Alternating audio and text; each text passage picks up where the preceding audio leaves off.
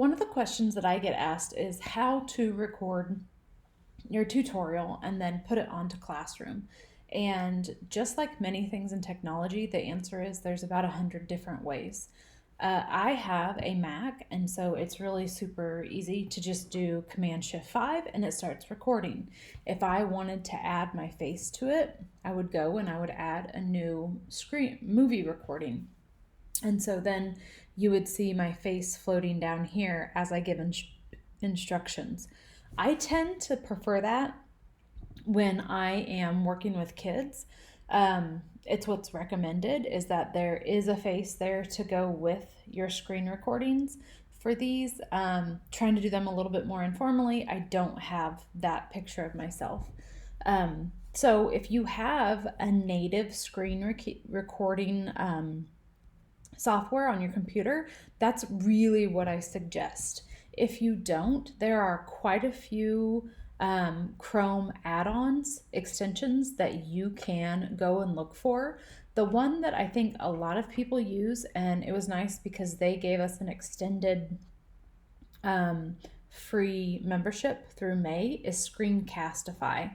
So you would go to the Google Chrome store and you would install the Screencastify extension, and then you would sign up for your account and get everything set up. Once it is all set up, it will be right here in this little arrow, and it says Screencastify Screen Recorder. So if I click right there, it's now just ready whenever I want to use it.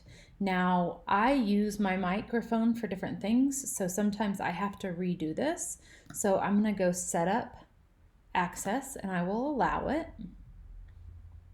And then I'm going to go back and it looks like it's good to go. We're going to turn that on and turn on the webcam and tell it which one I want it to use.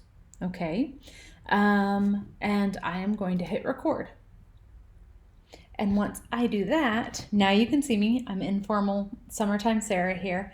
And you will tell it what screen you want it to record. So I'm going to click on this screen that I wanted to record and hit share.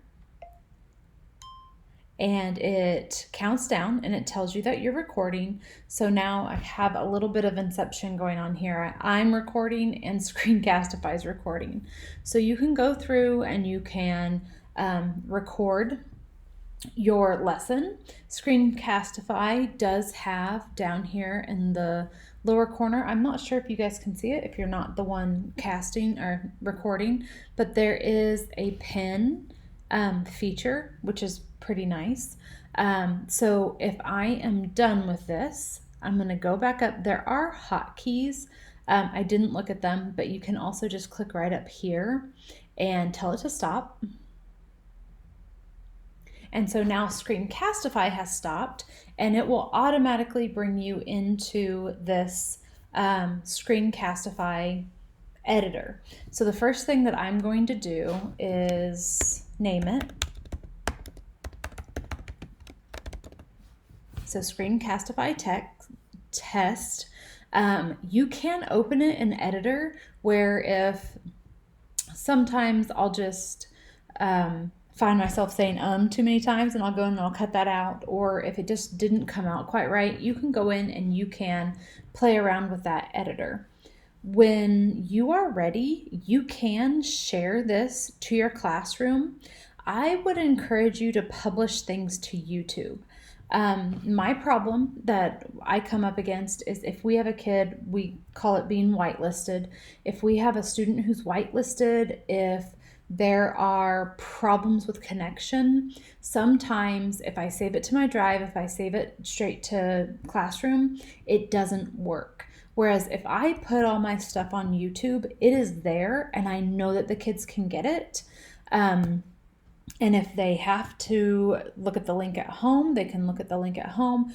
I just, over my years doing this, I feel like I get less problems if I publish to YouTube. Again, that's another thing that you need to choose what you want to do.